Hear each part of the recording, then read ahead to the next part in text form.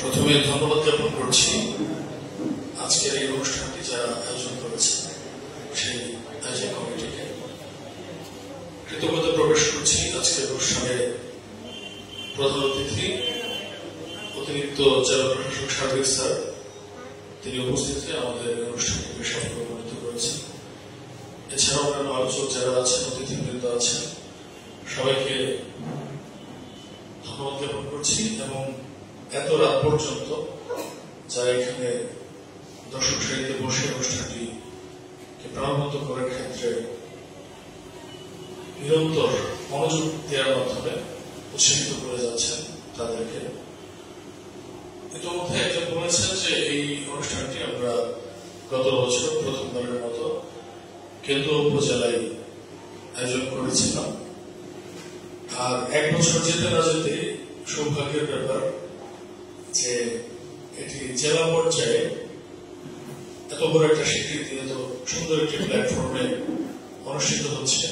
এই জন্য আমি কেন্দ্রবাসীর পক্ষ থেকে আয়োজক বৃন্দ এবং এখানে যারা উপস্থিত অনুষ্ঠানটিকে সফল প্রমাণিত করেছে সবার প্রতি কৃতজ্ঞতা প্রকাশ করছি।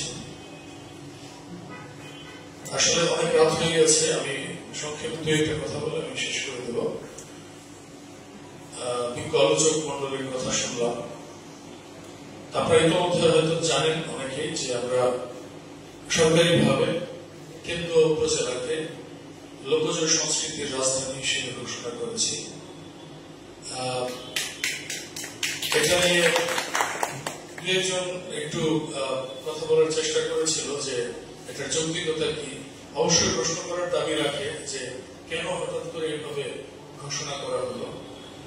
খালি আমি দুইটা কথা বলবো। একটা হচ্ছে যে আমাদের যে প্রধান অতিথি মহোদয় আছেন, স্যারকে আমি একটু আগেই বলছিলাম স্যারের রুমে বসে যে কেন্দ্রের যে মৌলিক বিখ্যাত গান আছে, শুধু মৌলিক না বিখ্যাত, এক বছর টানা যদি অনুষ্ঠান করা হয় কেন্দ্রের গানের অনুষ্ঠান করলেও গান ফুরাবে না।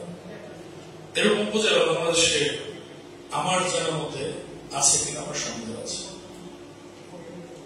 আর দ্বিতীয় বিষয় হচ্ছে একজন ব্যক্তিকে আমি অত্যন্ত গুরুত্ব সহকারে স্মরণ করি, তিনি হচ্ছেন চন্দ্রকুমার দে, যার জন্ম যদি না হতো কেন্দ্র হোক যেখানেই হোক, তার জন্ম না হলে সারা পৃথিবী জানত না ময়মনসিংহ গীতিকা নামের একটি গীতিকা আছে এবং এত সমৃদ্ধ, যেটি অনেকগুলো ভাষায় অনুদিত হয়েছে এবং সারা পৃথিবীতে লোকজ সংস্কৃতির একটি অনন্য সংগ্রহ হিসেবে সারা পৃথিবীতে কিন্তু এটি রয়ে গেছে।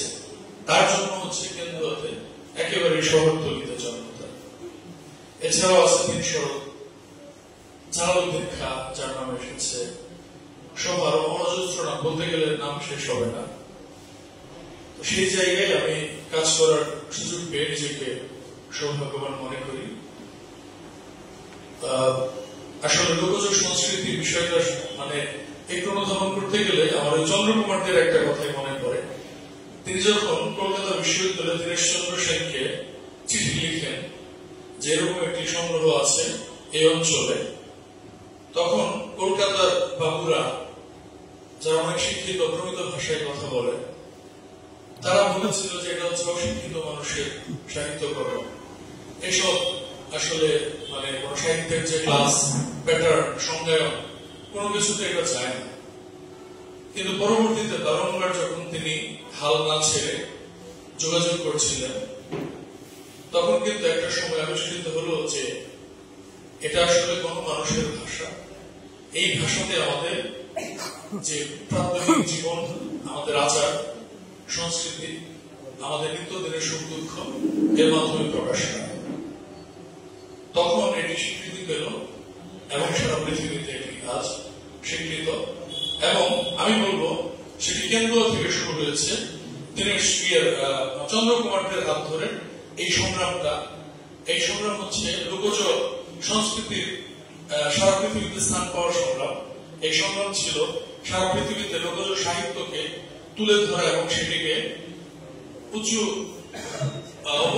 মস্তিষ্কে সেটিকে রক্ষা করা এবং সেটিকে দাঁড় করিয়ে সারা পৃথিবীর যে সবচেয়ে বেশি সংখ্যক মানুষ যে শ্রেণীতে বসবাস করে সেই শ্রেণীর সুখ দুঃখ, তাদের যে লোকাচার, সাধক জালালউদ্দিন খান খুব ঘনিষ্ঠ ছিলেন, রশিদ উদ্দিনের ঘনিষ্ঠ ছিলেন, তাদের সংস্পর্শে তিনি তার যে বাণী, তার যে কথা, সেটি শুধুমাত্র লোকজ সংস্কৃতির অঙ্গনে নয়, সেটি তিনি ছড়িয়ে দিতে পেরেছেন 3টি চ্যাপ্টারে। যেটি বললেন আমার আগের আলোচক, ব্রিটিশ বিরোধী আন্দোলন, পাকিস্তান বিরোধী আন্দোলন এবং পরবর্তীতে আমাদের স্বাধীনতা যুদ্ধের সময়। তো এরকম একজন বলেছেন একটু যে গৃহী বাউল, নেত্রকোনার বাউলদেরকে আমরা জানি তারা গৃহী বাউল বেশিরভাগ ক্ষেত্রে, অর্থাৎ তাদের মধ্যে বাউল সত্তা আছে এবং একই সাথে তার যে ইহলৌকিক বা দৈনন্দিন যে বাস্তবতা, সেই সময়কে ধারণ করার একটা প্রবণতা রয়েছে। এই জন্য নেত্রকোনার বাউলদের কণ্ঠে উঠে এসেছে স্বাধীনতার কথা, মুক্তির কথা, ইতিহাসের কথা। তো সেজন্য আমরা তাকে নিয়ে গর্ববোধ করি। কাকমানি সম্মেলনের কয়েকজন, অল্প গোনা হাতে কয়েকজন শিল্পীদের তিনি একজন ছিলেন। তারপর আমাদের যে সর্বভারতীয় কৃষক সম্মেলনে তিনি ছিলেন। তো এরকম আমরা প্রত্যেক বাউলদের প্রায় দেখি নেত্রকোনা অঞ্চলের, তাদের কণ্ঠ দিয়ে যেমন হচ্ছে বিভিন্ন তাত্ত্বিক কথা এসেছে, পরলৌকিকতার কথা এসেছে, সুফিজমের কথা এসেছে, তেমনি ভাবে তার সময়কে তারা ধারণ করতে পেরেছেন। তাদের সময়কে ধারণ করে তারা জাতির অগ্রগতি, সংগ্রাম, শ্রেণী সংগ্রাম সহ জাতীয় সংগ্রামে তারা অনন্য অবদান রেখে গেছেন। তো আমি সর্বোপরি আর কথা না বাড়িয়ে শেষ করছি। সবশেষে বলতে চাই যে তাদের যে আদর্শ, তাদের কর্ম, সেই কর্মগুলোকে বাঁচিয়ে রাখার জন্য আমরা এগিয়ে আসবো। আমি তোর মধ্যে তার একটি পাণ্ডুলিপি বলেছি যে আমরা উপজেলা প্রশাসনের পক্ষ থেকে আমরা ছাপার ব্যবস্থা করব। তারপর হচ্ছে আমি